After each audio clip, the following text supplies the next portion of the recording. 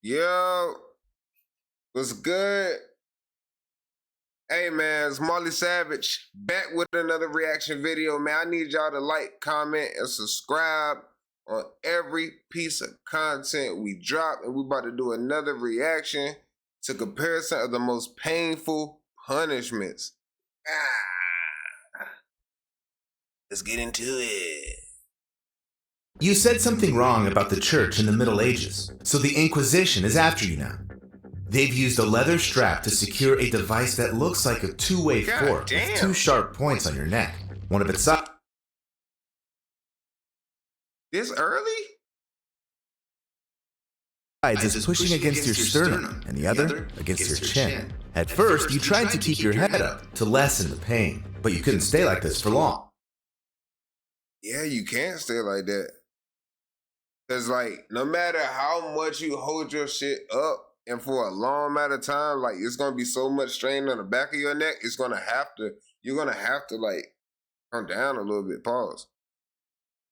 Wow. That's a fucking torture? Who the fuck thought of this? Yo, whoever thought of this shit was clever. Like, what the hell?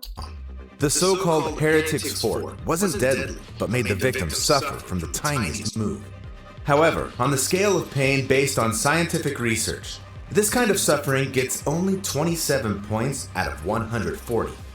In this video, you'll find out about the worst kind of torture in the history of humankind. So, viewer discretion is advised. You have at least a few times in your life been subjected to one of the less obvious kinds of torture. It's just that the executioner wasn't persistent enough when tickling you. In ancient China, this was the primary method of punishing delinquents from noble families, since tickles didn't leave any traces of torture on the body, and the victim was able to recover quite fast if the procedure didn't go too far, of course. In European countries, goats were employed as a torture device. The culprit was tied up, and salty water was poured on their feet to make the animal lick them. What's so bad about that, you might ask? It's just that there's an incredible number of nerve endings in the feet, and the goat's rough tongue would irritate them quite a lot. So, after a few hours, the tickling starts inducing not just laughter, but also painful muscle contractions. You lose virtually all control over your body, which causes extreme stress, anxiety, and exhaustion. Moreover, the nerve endings responsible for reacting to tickles also signalize pain. It's just that if we're being tickled for fun, and for a short time, our reaction to stress doesn't go beyond laughter and light sensations in the body. However, if done for hours, this causes the nervous system such overload that the lightest touch causes unbearable physical pain. I mean, I ain't really ticklish, but I could definitely see how this should be a punishment though. Like, wow. I didn't think motherfuckers really use it as a punishment, but I can see how it could be a punishment. Now imagine that it's not your feet being tickled, it's your private parts. In India, interrogation of criminals was accompanied by placing a small bug on the culprit's genitals and covering the insect with a walnut shell so that it didn't escape. The constant irritation of super-sensitive areas caused by the bug's movements made the torture unbearable very quickly, and the executioners got any confession they wanted. Eventually, tickle torture would result in death by asphyxiation if the victim developed a throat spasm caused by uncontrollable laughter. Other possible outcomes were cardiac arrest or a brain aneurysm provoked by serious stress. Yet on the page... Oh, so that's the true meaning of dying laughing. Wow. Scale, tickle torture got only 32 points since the suffering it brought was mostly psychological. This is very similar to the next kind of torture, the Chinese water torture. At first, the person was immobilized, and then cold water would slowly drip onto their face or head. Gradually, the constant skin irritation caused by the drops and splashes would make the nervous system hypersensitive. The inability to move and the wait for the next drop would literally start driving the person insane. Maybe you've even seen this torture in movies. Here's the paradox though.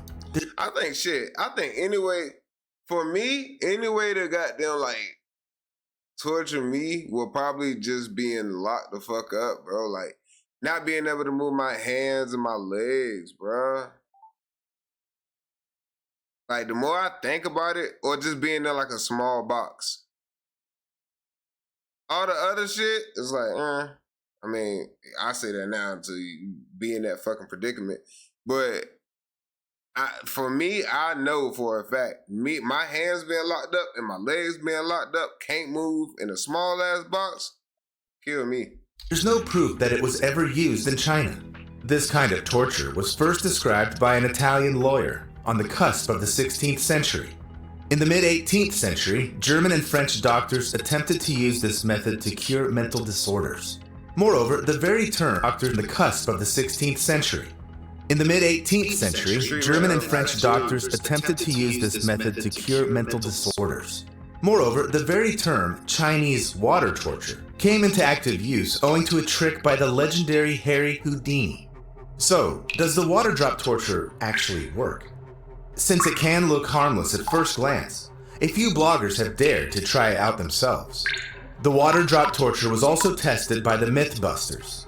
All participants knew they were actually perfectly safe and could be freed at any moment. Yet everyone went through a hellish experience. At first, the experimenters suffered from cold, thirst, psychological tension, and physical discomfort. Then, their entire bodies started aching, and breathing problems arose.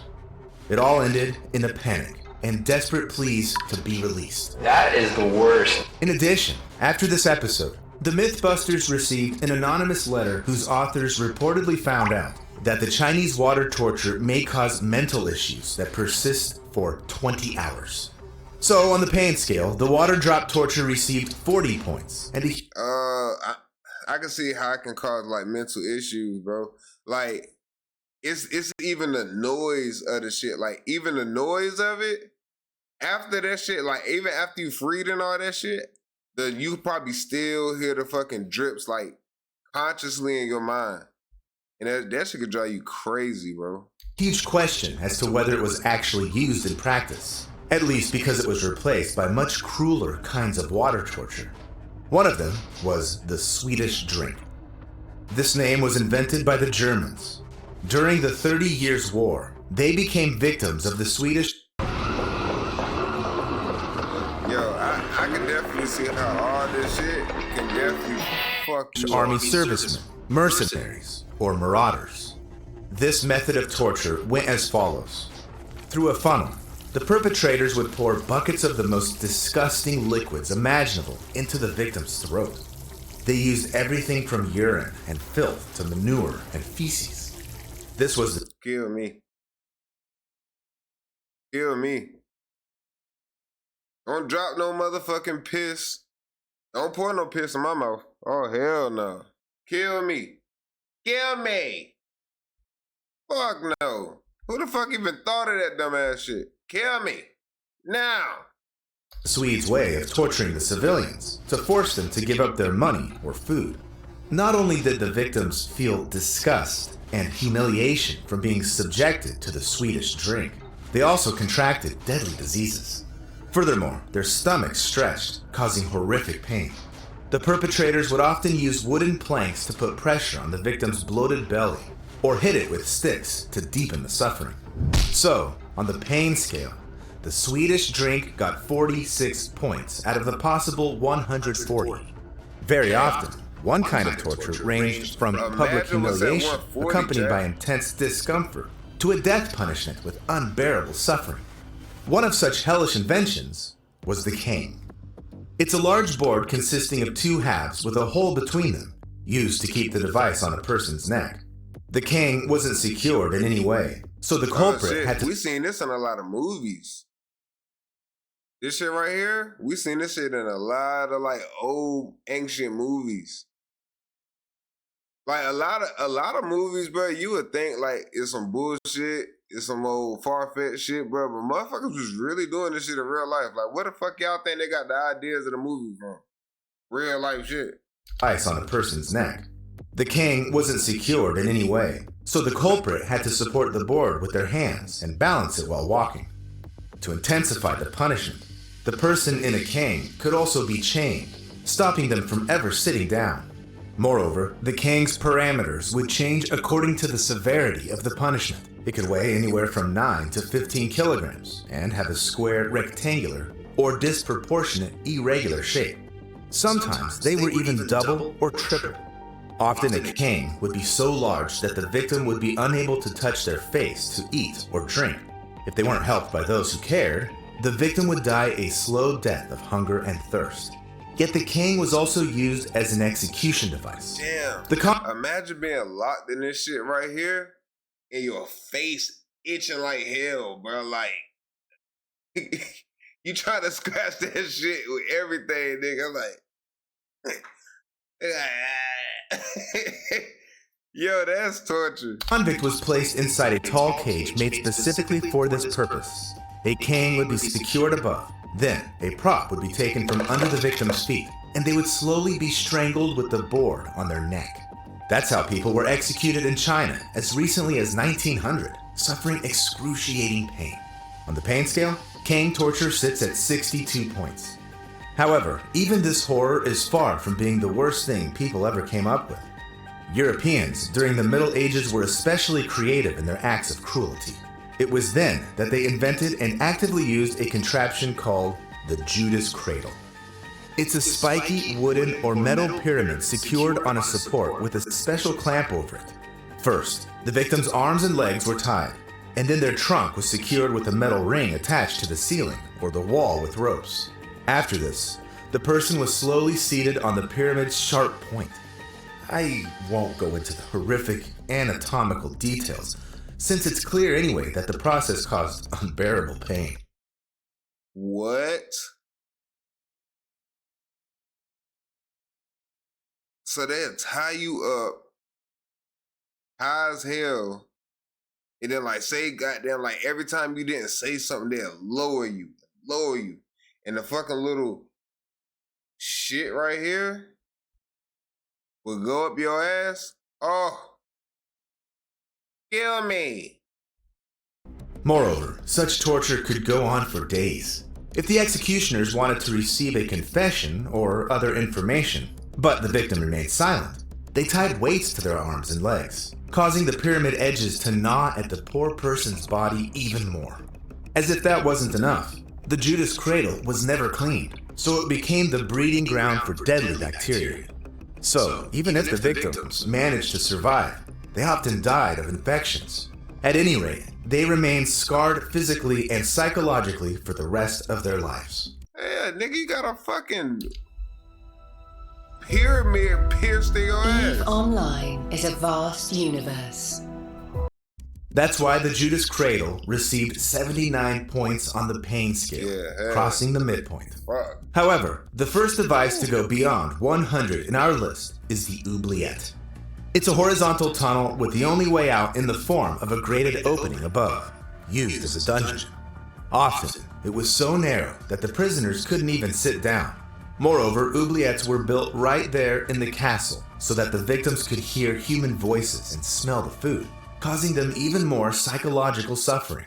Yet, the real torture was the fact that the prisoners were literally forgotten about in these holes, and they slowly died of thirst, hunger, exhaustion, and infections. Yeah, see, it's shit like this for me, bro. Like, I can't be in like small spaces, bro. Like, especially if I know I can't get out that bitch. Like, if I know I can't get out, oh man. Oh, Jesus Christ. Woo. That's torture for me. Like, I already got ADHD, bro. Like, I have to move. I can't stay stagnant. Putting me in a small fucking hole and I can't even sit down. Only thing you could do is look up. Compared to this, a Judas cradle execution was a swift way to relieve one's suffering. The oubliette is a kind of immurement, which has been practiced since ancient times on all continents. In the Roman Empire, the most influential Vestals who had broken their virginity pledge were sentenced to death. It was against the law to shed their blood though, so they were immured alive, fated for a slow, desperate death. If you think this insane practice remained in days past, you're wrong. In Mongolia, This barbaric execution method was still in use until at least 1913. So immurement in its different variations receives 108 points on the pain scale. But what if you're not alone in this closed space? Then it's an entirely different kind of punishment. Rat torture. As far back as in the 1st century AD, the cruelest emperor in the history of the Roman Empire, Nero, used rats to torture those who fell out of favor. Nero. They say he put the victim into a barrel with hungry rats who quickly ate the person alive. In India, they made criminals wear wide pants, which were first tied around... Do rats really do that, Chad? Do rats really would eat a whole fucking human flesh? Wow. Nah, that's punishment. The ankles and then filled with rodents. Any ideas as to which body parts suffered the most and how painful it was? However, medieval torturers took it even further. They tied the victims down to immobilize them, then placed a bottomless cage on their abdomens and filled it with rats. Then they put hot wood coal on the grates, and the rats became unbearably hot. First, they tried gnawing at the cage in desperate attempts to escape. Later, though, the rats realized they were standing on a soft human body and started eating their way out through it. Sometimes the cage was put on the victim's head, near the mouth, or other body parts. I'll let your imagination fill in the... Bro, what type of sick motherfucker be thinking of shit like this? Like, yo, what the fuck? I seen this shit on Power, though. Remember when the Serbs, like, bro, the nigga got down... He was torturing the nigga, right? Nigga had a goddamn bag on the nigga. Boom. He put the little cloth bag on him and dropped a big ass rat in that bitch. Tied the bag up around his neck. Nigga, the motherfucking rat started going crazy in that bitch. Ate the nigga whole face up. Oh! My God! Details. The most horrible thing is probably the fact that in South American countries, rat torture was in use until the 1980s. It received 112 points on the pain scale. It would seem that there's nothing worse than this. But before we get to the most horrifying tortures that scored the maximum of 140 points, there are still 2 more devices. The first of which is the rack. This is another deadly invention of the Middle Ages. It looked like a wooden frame with rollers on both ends. The person's limbs were tied to them, and when the torturers would start turning the rollers, the victim's arms and legs would stretch in different directions. This caused unbearable pain due to joint displacement, muscle and ligament ruptures, and, in the most horrific cases, even bone fractures. The executioners could torture the victim like this for hours or even days to beat the... Yo,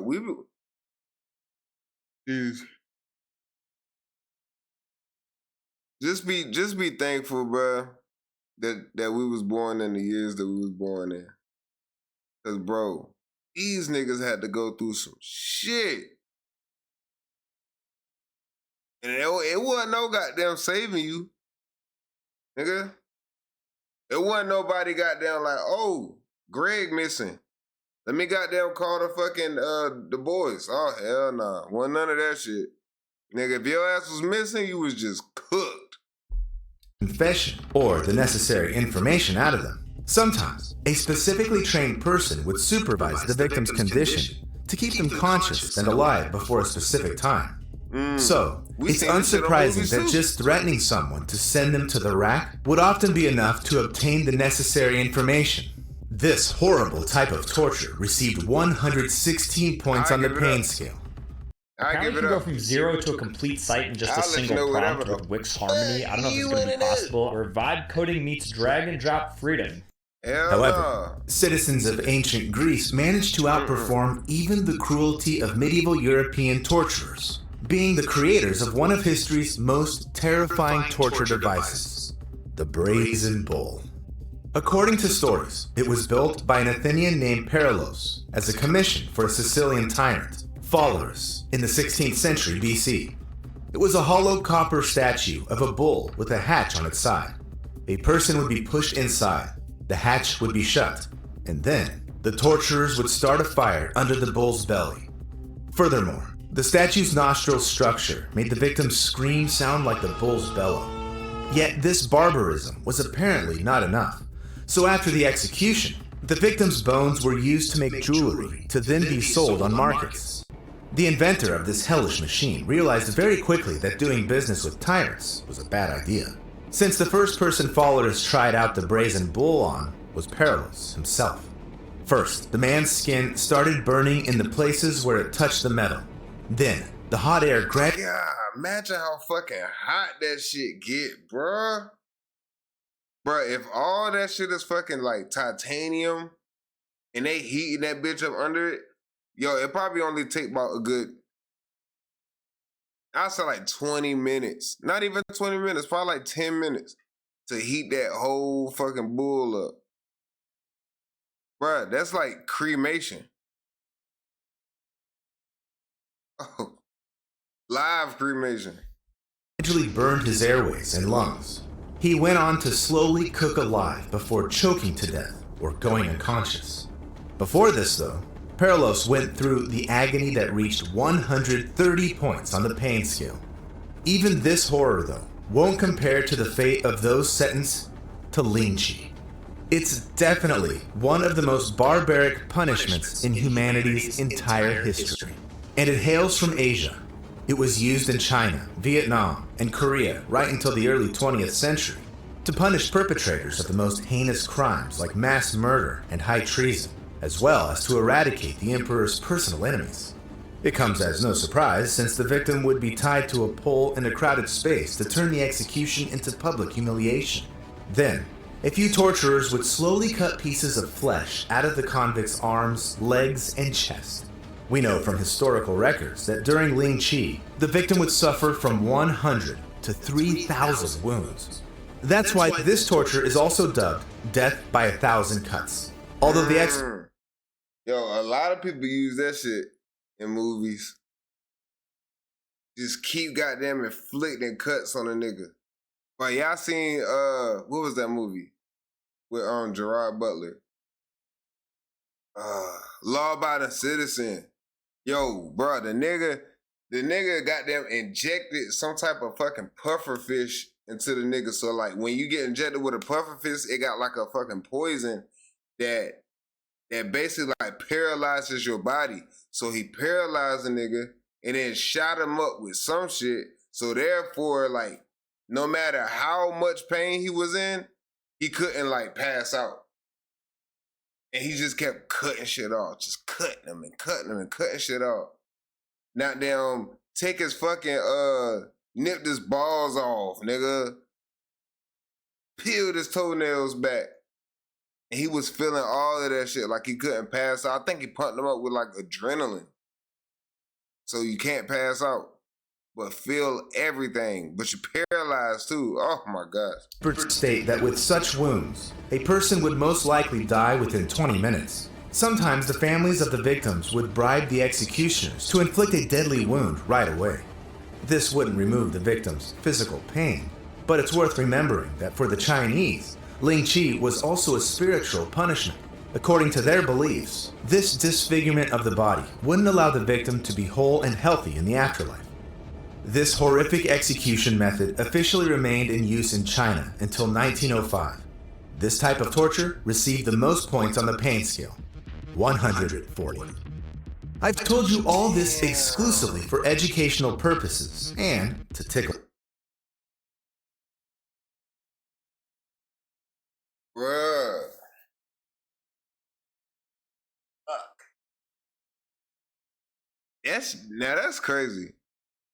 That's a crazy, like whoever the fuck was thinking of these shits had to be a fucking like a mass. That ain't even like a mass murderer, bro. You gotta be a fucking psycho. Which one y'all think was the worst, chat? Like, which one do y'all really think, like, if y'all was to go through that shit, like, it's unbearable. Like, they can get anything out of you. Jesus. All right.